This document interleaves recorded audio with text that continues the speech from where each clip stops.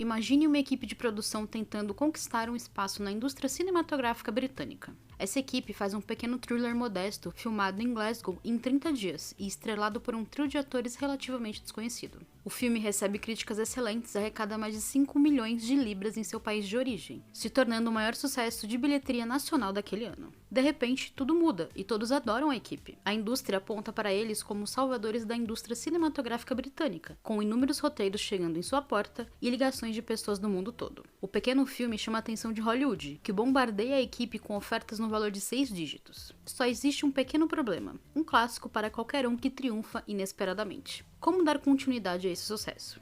Quando se depararam com essa questão após o sucesso de Cova Rasa, lançado em 1994, Danny Boyle, Andrew McDonald e John Rod rejeitaram as investidas da indústria e apostaram que poderiam fazer outro filme no mesmo molde de produção. O trio pegou 1,5 milhão de dólares, se reuniu com alguns talentos promissores e voltou para Glasgow para filmar uma história frenética sobre um protagonista viciado em heroína e suas tentativas de se livrar do vício, apesar da falta de cooperação de seus amigos com inclinações semelhantes. Eu sou Julia Gavilã, e esse é o Mais Que Um Filme. Lançado em 1996, Transporting foi escrito pelo autor escocês Irvine Welsh e gira em torno de vários moradores de elite em Edimburgo, que usam heroína, são amigos do grupo de usuários da cidade ou se envolvem em atos destrutivos que são, na prática, vícios em drogas. A história é ambientada no final da década de 1980 e o título é uma referência irônica à frequência com que os personagens frequentam a estação ferroviária desativada de Leeds Central. Transporting tem um enredo não linear dividido em 7 sessões. As 6 primeiras contêm vários capítulos de diferentes perspectivas, com a última sessão contendo um único capítulo. A maioria dos capítulos é narrada em primeira pessoa, em um estilo de fluxo de consciência, numa combinação de escocês e inglês padrão. Porém, alguns capítulos foram escritos em terceira pessoa onisciente, para transmitir as ações e os pensamentos de vários personagens numa cena. Para qualquer um que decide adaptar um livro para o cinema, o mais importante, obviamente, é garantir os direitos de adaptação. No entanto, quando o roteirista John Rod começou a escrever o primeiro rascunho do roteiro, o produtor Andrew McDonald e o diretor Danny Boyle ainda tentavam garantir os direitos do livro.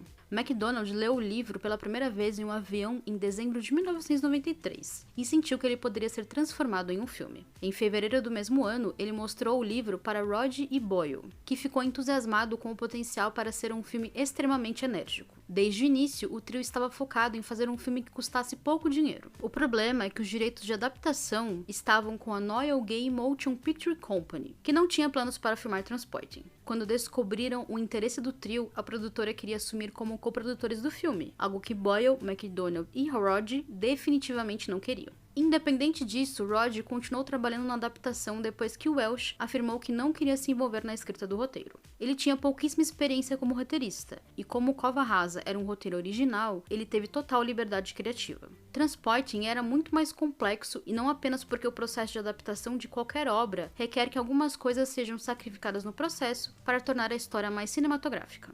A estrutura da história acabou tornando a adaptação complexa para Rod, que estabeleceu como meta, logo no início, produzir um roteiro que parecesse ter um começo, meio e fim, em um filme de 90 minutos que transmitisse pelo menos parte do espírito e dos temas do livro. Priorizando o visual em vez do literal, Rod criou algumas cenas que não estão no livro, mas, segundo o próprio, todas foram tiradas de alguma forma do material original. Uma dessas cenas envolve um furto em uma loja que não acontece de fato no livro. Porém, há muitas referências a ela, então ele achou apropriado colocar no roteiro por ser um elemento bastante visual. Na época, Cova Rasa ainda era inédito, mas tinha um boca a boca tão forte que o trio acabou gerando interesse de muitos produtores, como Scott Rubin, que lhes ofereceu $250 mil para filmar qualquer projeto que eles quisessem. Eles acharam a proposta ridícula, já que eles não conheciam Rubin.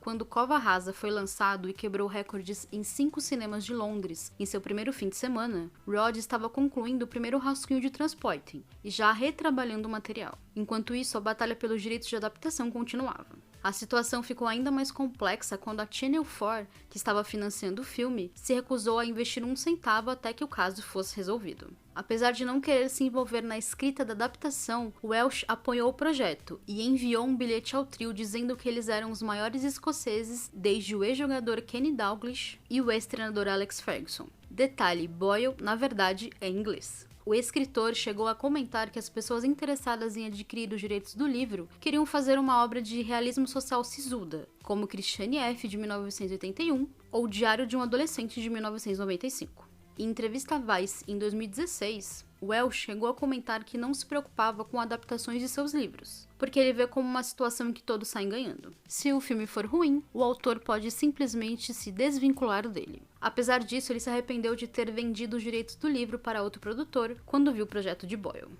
Para alívio geral, o problema dos direitos autorais foi finalmente resolvido, com a Noel Gay se afastando das funções diretas em troca de uma participação nos lucros e seu nome nos créditos. O Channel 4 concordou em investir 1,5 milhão de libras no filme, 500 a mais do que Cova Rasa. A partir daí, a pré-produção começou para valer.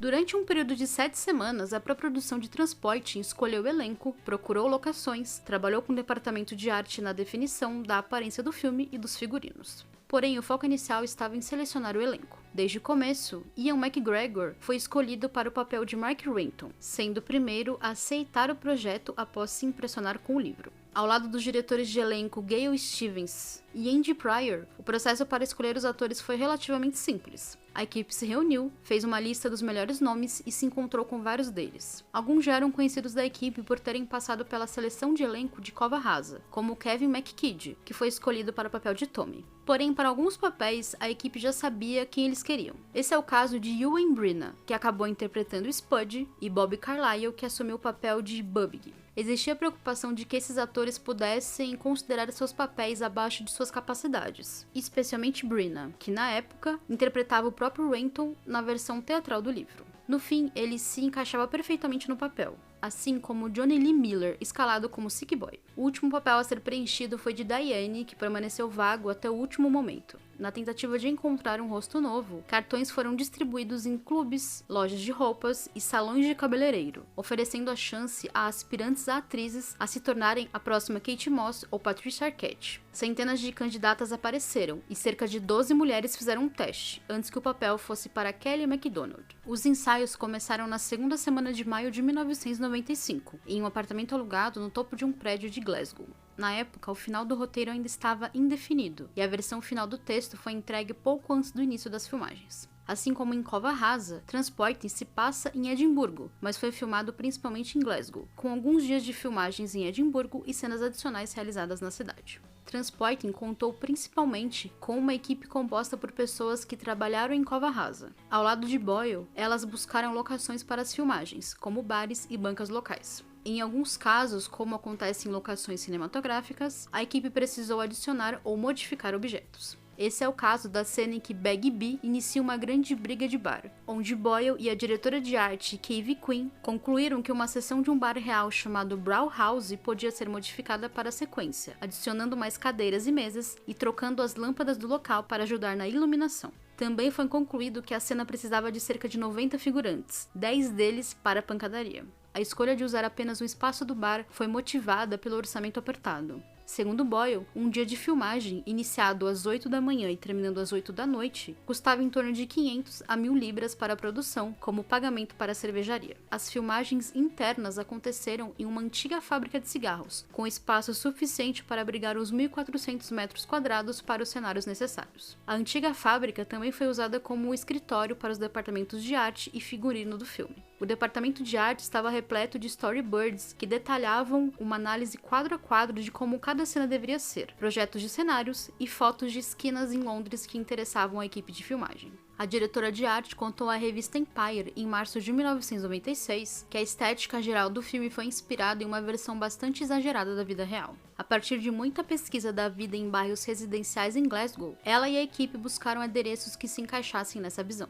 A figurinista Rachel Fleming também passou pelo mesmo processo, com diversas peças usadas no filme sendo encontradas em brechós. Porém, várias peças do figurino também foram emprestadas pela própria equipe, especialmente roupas dos anos 80 que estavam guardadas. Fleming contou que muitas marcas e lojas relutaram em emprestar peças por causa da temática do filme. As filmagens duraram 35 dias, 5 dias por semana, com exceção de alguns sábados de manhã, incluindo uma semana de filmagens noturnas que geraram dor de cabeça.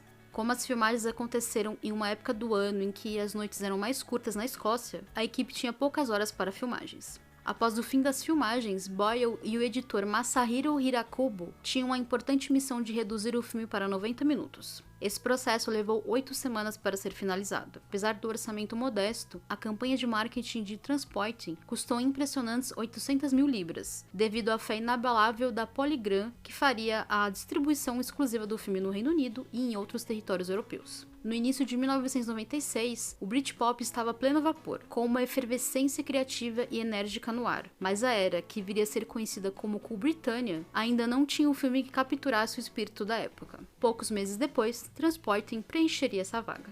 Eu sou Julia Gavelan e esse é o Mais Que Um Filme. Me siga nas redes sociais para acompanhar o que eu faço por aí e bater um papo comigo. Também siga o feed do podcast para não perder nada e conheça o catarse do Mais Que Um Filme. Ou me pague um café via Pix. Até a próxima!